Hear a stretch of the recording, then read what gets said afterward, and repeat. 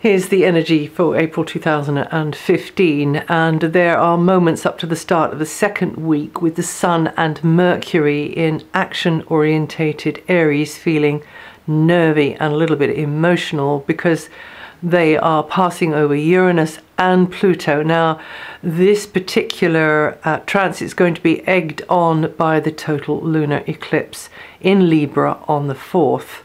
And the eclipse cycle that the eclipse is part of, it started really last April. So might be interesting to look back and see what was going on across the news, across the world, but also in your own lives last April.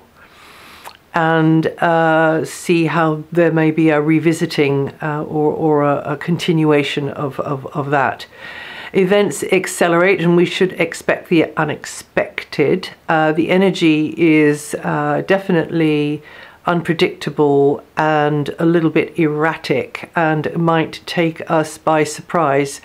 But taking control of this volatile energy might mean going more with the flow, keeping an open mind, trying out a fresh approach, taking a break or experimenting with something new.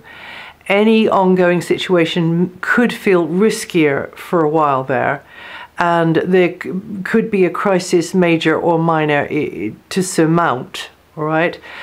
So either way, it'll tend to push a button, and you could feel, as we come into the end of the second week and into the beginning of the first week, that there is pressure there. You could be witnessing that pressure across the wider sort of scenario of the world, or something a bit closer to home, or both, in fact, because that will be the moment that the Sun and Mercury are going over Pluto.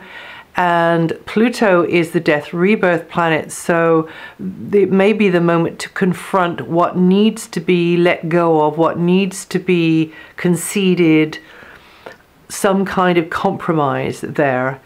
And then once that is released, then you feel a relief from that, and you have dealt with that thorny issue. Or maybe it's not you personally, maybe, you know, it's the movers and the shakers in the world who've got to who have got to get off their climb down from their huge egos, let's just put it that way, and concede, you know, and actually be human and cooperate in some sensible way, which is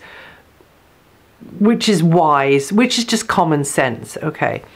So it could be like that. It's between the 5th and the 8th to watch out for. That is the window of time there. It could be that there is some kind of power struggle going on. It could be that something is sort of twisting somebody's arm over some issue, a kind of emotional blackmail even, and it could be, as I say, you as witnessing it, observing it. But if it's in your own life, then this is the moment to make that concession, let go of that stuff, have that clear out, whatever it is, and move on, and not be blinkered or obsessive about your ideas or your feelings, and be too intractable with your standpoint, because even though this is a very fleeting transit, I thought it worth a mention, because the Uranus-Pluto thing has been slowly building, causing more and more upset, meltdown, change through all of the systems, political, religious, legal, medical, I said many of the systems, and there will be the knock-on effect even long after these two have separated, which they're just about to do. They're still going to be in the same signs for a few years to come. So it's not over till the fat lady sings, as they say. It definitely isn't over, and not going to be over for a little while, but it will be perhaps the series of shocks, the series of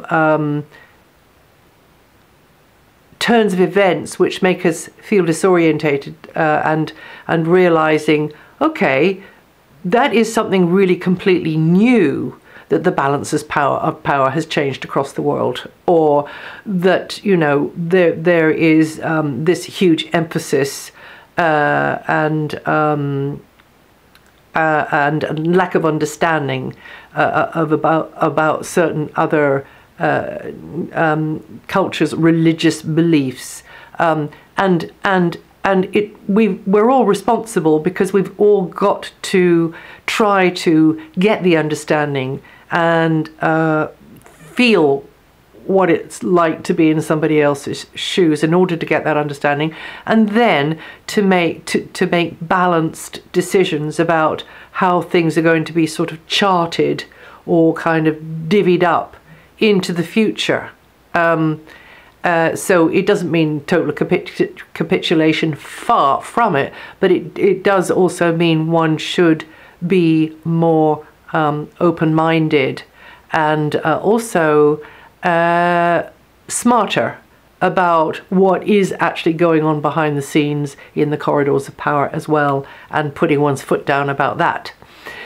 So even though this is a small transit, a short-lived transit, it comes, you know, after many meetings and partings of these two, what I call the big hitters, you know, these two outer transpersonal planets which change generations. They are planets which are particularly noteworthy, as they actually are what's behind one generation's behavior compared to another generation's behavior, and Neptune as well. So anyway, days to watch out for, it's the 5th to the 8th in that particular part of the month. And then Mars all month is in practical, steady, loyal, but intractable Taurus, which yearns to consolidate and yearns to sort of possess in a kind of romantic, loving way, but actually it's not always possible, or seldom, shall we say, possible. But it is so possessive, you see, Taurus, and tends to dig in its heels and lower its horns. So be aware of that. Other water signs and earth signs, or important points in water or earth in your chart, and planets in water or earth will tend to do okay with this, and then the fire signs and the air signs, or important points in those, will tend to have to watch out. That's a general rule of thumb, really. But on the whole, from the end of the second week onwards, things tend to sort of even out and get sort of more on an even keel.